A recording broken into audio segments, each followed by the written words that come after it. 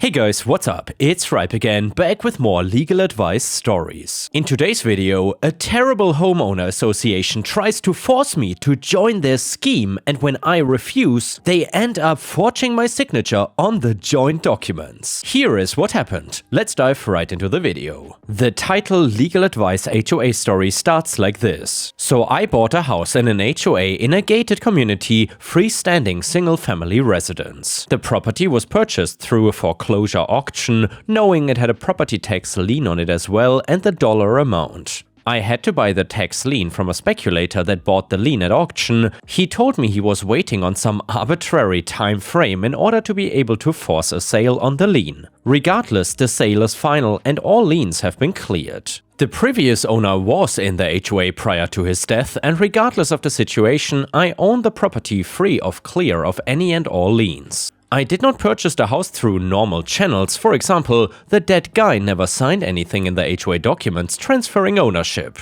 I also never agreed to follow the CC&Rs when I purchased the house because I did not buy the house from the former owner, just the government. And by the way, Ripe Stars, that's one thing I never really understand. Why do people say government instead of government? I've noticed that a few times on Reddit already. Anyway, however, every time, like literally every single time, I head out to the property to do any work on/in it, I get hounded by one or more of 4 or so busybodies who keep trying to get me to sign the contract, and they keep telling me it is mandatory, and I keep telling them I'm gonna have my attorney look at them and I'll get back to you. They also point out that the HOA had right of first refusal in selling the home and I shouldn't have been able to buy it without first signing the contract. Well, I did, so screw them. Everything I can find says that the HOA is voluntary/non-mandatory and I've never signed crap. Well, one of my questions is that while the house used to be in the HOA, I don't know if it is grandfathered in because it was in the HOA already. Or is it not in the HOA because I haven't signed yet? Or is the mere act of buying the house legally put me in the HOA even if I have not signed anything? And by the way, Ripe Stars, also my apologies if I still sound sick. The reason for that is, well, I'm still sick. I think I've got influenza or something because it's a really weird sickness. Anyway, supposedly the voluntary HOA is 100% minus me of the neighborhood, and they have a contract giving right of first refusal on any resale of the property. And by the way, good luck enforcing that on a tax/mortgage auction with a dead guy. They also required anyone who bought a house to sign the contract with the HOA before the builder would sell. And one of the things in the HOA contract is that the HOA has the right of first refusal on any sales. So therefore, am I in a legal gray area in a very tightly controlled voluntary HOA? Or is there something sketchy going on with the way they have it all set up?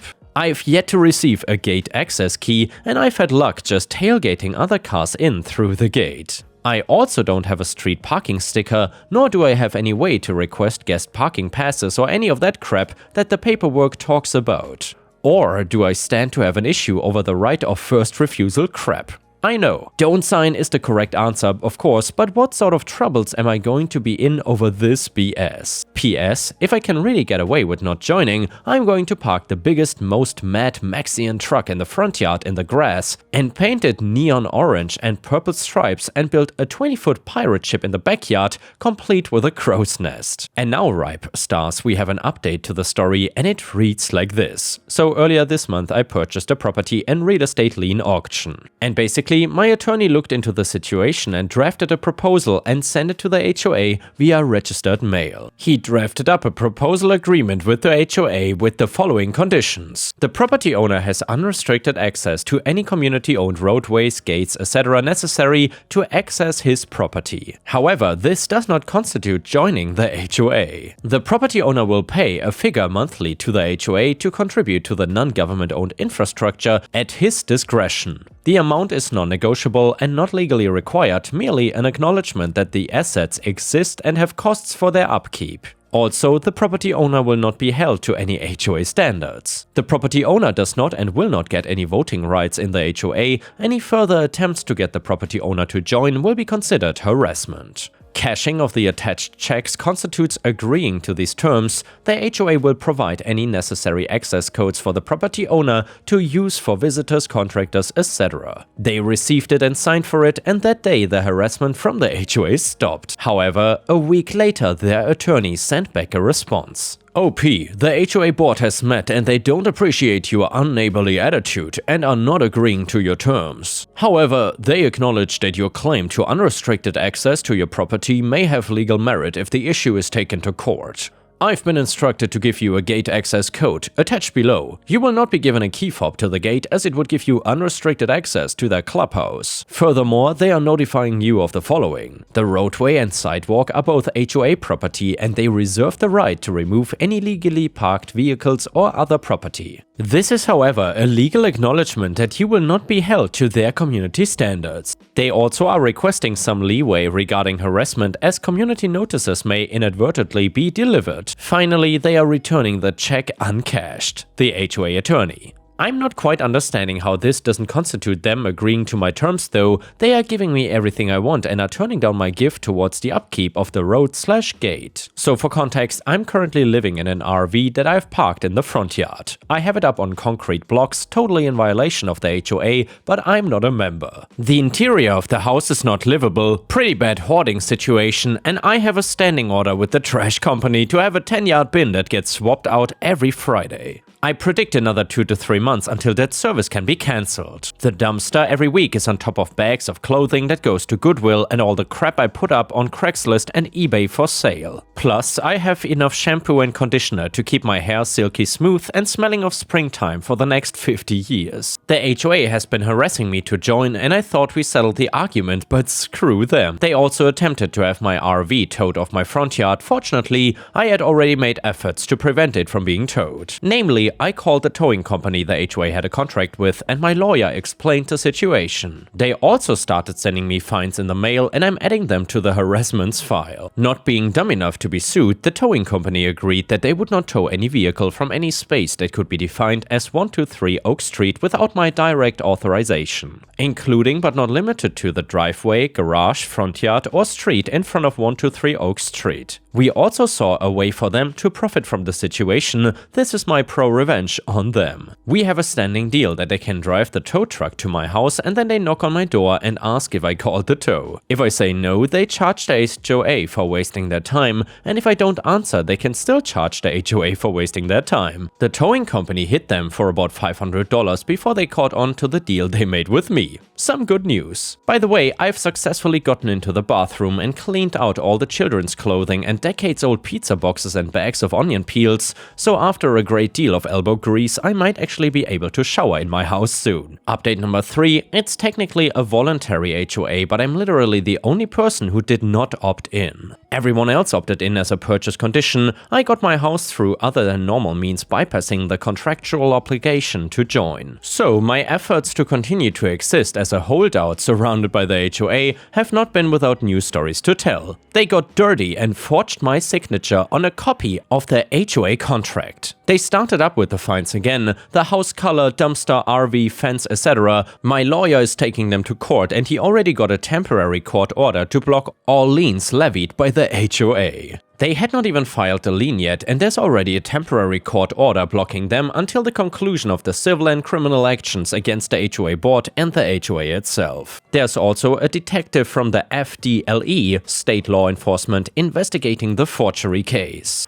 The running tally for this is already over $10,000 in legal fees. Gotta say, I love my lawyer. He is doing everything on a "we will sue them for the legal costs later" basis. My lawyer says that they are digging their hole all the way to China. Oh, and by the way, someone tipped off the entire HOA using the HOA holiday event email list that this legal action is ongoing due to alleged criminal activities of the board. It's almost like a lawyer wrote the letter or something. There was a lawsuit against me for slander and libel, both, but my lawyer had it tossed out as they could neither prove I wrote it, which I didn't, and it simply informed the HOA members them of the legal action taking place. There was not a gag order and it said allegedly rather than a flat-out accusation. Rumor has it that there's gonna be a second lawsuit against the board members following the conclusion of mine for gross negligence, breach of fiduciary duty, etc. All I wanted to do was fix my new house and live in peace. On the plus side though, it should only be a few more weeks until I finish gutting the interior, and I also found more copies of the Titanic. The running total is 84 copies ranging from VHS to Blu-ray. One particular special edition of the VHS sold for a couple $100 on eBay new unopened. Final update to the story: the various lawsuits against the HOA and its board members have finally concluded after a year of legal proceedings. Here is a summary of the outcomes. So, my initial lawsuit seeking a declaratory judgment that I was not obligated to join the HOA was successful. The court ruled in my favor, finding that as the purchaser of a foreclosed property, I did not assume the prior owner's contractual agreements. The HOA's right of first refusal did not apply to the foreclosure sale. The criminal investigation into forgery by the board president resulted in felony charges for him. He pled guilty and received 2 years probation. A second lawsuit I brought against the HOA and board for harassment, improper fines and liens, and of course abuse of process was also successful. The court awarded me $50,000 in damages to compensate for their unlawful actions and legal fees. Several homeowners then filed their own lawsuit against the board for breach of fiduciary duty, alleging financial mismanagement and improper spending of HOA funds. Another audit also revealed over $100,000 missing. The board members were ordered to reimburse those funds, and 2 board members also now face felony theft charges. The HOA was put into receivership and new board elections were held. Most of the previous board resigned in disgrace. With all legal matters resolved, I'm finally free to live at the property without HOA interference. The new HOA board has been professional and we have established an understanding. I've continued renovations and I'm almost ready to move into the fully remodeled home. And here, ripe stars, if you still enjoy these mega long legal advice / HOA stories, then please don't forget to let me know in the comments and maybe even like the video, since that would help me tremendously. Either way, the next one is a petty revenge story. When I was 8 years old, in my grade was another girl who was not liked by many peers. She was mean and stuck up, and she would make some mean-spirited pranks on others. I was regularly on bad terms with her. Once I got very sick with a respiratory illness and needed an inhaler and rest. When allowed back to school, I was excused from gym class and had my inhaler with me. At the end of the day, the girl took my inhaler and told me that she will give it back if I ran 5 times around the football field, which I did. I ended up crying as I couldn't breathe properly. My mom called her mom to tell her about the prank and she got grounded, but it wasn't enough for me and decided to go for an indirect vengeance. This girl loved makeup. She would steal it from other girls and says that she found it around. I had a set of lip gloss that I was given for my birthday but was not allowed to use it. So I took the pink one and emptied half of it. I refilled it with a bright pink nail polish, one that was very hard to get off and usually left the nails tainted for many days. I also put some glue droops in it and mixed it all together. Next day, I put the lip gloss next to the girl's backpack when no one was looking. She found it, claimed it was hers as she found it on the floor, and put it on her lips. Now, my evil childish plan was that the lip gloss would not come off easily and that she would be scolded by teachers and her mom as the schools had a no makeup policy. However, she got her lips stuck together as we were quite in an hour-long class and she was sitting in the back. At the end of the class, she started to freak out and cry with her mouth shut close. The teacher sent her to the nurse, who used alcohol and some nail remover in a cotton. I never understood what was she thinking, to remove the lip gloss, which worked but left her lips badly cracked, terrible red and sore. For the next few weeks, she had problems with her lips as she still tried to have chips and salty snacks, which caused a lot of pain, and she was upset about the look of her mouth. To top it all off, she was scolded for using the lip gloss at school. No one tracked the lip gloss back to me. It was left as someone just lost a toxic and cheap lipstick and the girl just took it. The rules became more strict about not bringing makeup to school. Edit: since this got more attention than I expected, I would like to add that as a child I was obsessed with experiments and mixing things, as in chemistry. I used to mix my mom's expensive perfumes together, hoping to come up with the ultimate perfume, could mix every soda and juice to find out the taste, and mixed my mom's creams, every single paints I had, so the idea to mix makeup came at me at once. The idea of the bright pink nail polish was that it would give the lip gloss a color that could catch others' attention, and the glue was so it could remain longer on the lips and not be removed by paper, so the teacher could catch her red-handed. And yeah, ripe stars, this kid was certainly a specialist at petty revenge even at a young age. Massive props. Either way, the next one is an Am I the A-hole story, and it starts like this. My wife is 8 months pregnant with our first kid and she has been finalizing her birth plan. She included me in the process and I did my best to research and understand it. I went with her to see various doulas, picked a hospital together, established emergency plans, etc. I assumed I would be there for the birth, but she told me she did not want me to see my daughter being born. She only wants her mother there and I could only come in once it's done to see the baby. It hurt like hell because I was obviously very excited about it. I asked why, and she just said that she'd be more comfortable that way. I said okay, I told her I will let her do whatever makes her comfortable and I'll be on board with it, but that I am very hurt and I will need some space for a few days to take it in. So I slept in the guest room and left before she woke up for work, and she's been blowing up my phone with texts about how it's unfair to punish her for doing what is best for the baby. She called and she was crying and telling me that I'm putting so much stress on a pregnant woman for no reason and that I am an a-hole for that. I don't think needing space for a few days is wrong of me, and I'm just asking her to let me take in what is happening. I cannot pretend to be happy about missing the birth of our baby. She is so angry though, so I'm wondering if I'm being an a-hole here. Edit, by the way, no virus restrictions for us, if you're curious. Edit number 2, no, we're not the couple from the other post. My wife works from home, I don't work 14 hours, and I was there for every appointment since the beginning. And here, ripe stars, let me know what you think about this one in the comments. Do you think OP is the a-hole here, or not? Comment number 1 said, not the a-hole, she made a choice she was comfortable with, that's fine. You are understandably hurt by this because seeing your child be born is a once-in-a-lifetime opportunity. That's also okay. Sometimes we need to take ourselves out of a situation to avoid escalation. Neither of you are a-holes for your feelings. Comment number 2, OP, you're not the a-hole. Tell her that just like she had a while to figure out what it is that she wants, you need a bit to process your feelings about it. You're not trying to control her or tell her that she cannot have the birthing experience she thinks would best support her. You just need some time to come to grips with your feelings about it. I will say that watching a birth is not pretty, and a lot of men choose not to look when it comes out. However, that's a choice you and her have to make together, and you're allowed to be understandably disappointed that you're not allowed as her support person or to witness the actual birth. But to be clear, it's about supporting her through birth more than it is about seeing the kid pop out. If you two have a generally loving, trusting and supportive relationship, then tell her also that part of your hurt is feeling that she doesn't trust you to support, but you understand if only one person is allowed, why would she want her mom, who's done it before, to be the one? Could it also be that she's worried about how you will view her afterwards, whether she doesn't want you being disgusted and rejecting her later? How are you with bodily fluids like blood, poop, etc.? If you're generally squeamish or easily disgusted, she could be worried that you would purposefully not end up making it about yourself instead of her. I will say my husband was useless as support during childbirth. If I could have had the choice without royally pissing him off, and if my family was near or my sister, best friend or grandma being in the room instead of him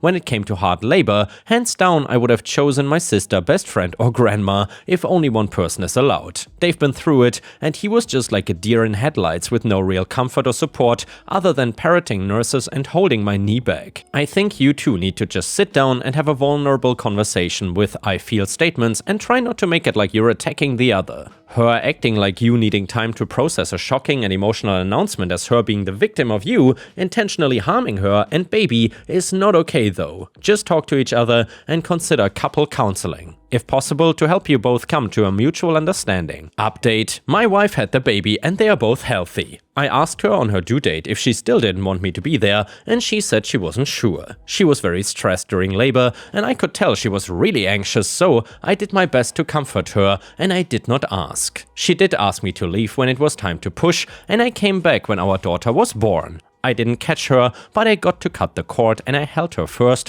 which I'm very grateful for. To be honest, things were okay with my wife for a while until she dismissed how I felt about missing the birth and said that I was making a big deal out of a couple minutes. I then found out the reason she excluded me was because she was scared that I would stop being attracted to her. I kinda lost it and I regret it, but I was sleep deprived and told her that I was disappointed in her as a mother, and she put her vanity before our kid and before me. My wife then asked for marriage counseling, and we are on a wait list for a first appointment. We've been very cold towards one another when we're alone, and we will probably fight soon again. I know it's not the best way to be when we have a newborn, but I cannot help but blame her for this situation. I'll be going back to work soon, so I'm hoping the distance work gives me from her will help me calm down and gather the strength to be more mature about it all. Update number 2. Wife and I separated for a couple months but decided to work on our marriage. Bigger issues arose to the surface in marriage counseling, and my wife did apologize for keeping me out of the delivery room, although she affirmed in the same sentence that if we have a second kid, she would ask me to stay outside again. She will just not trust me to not lose attraction to her.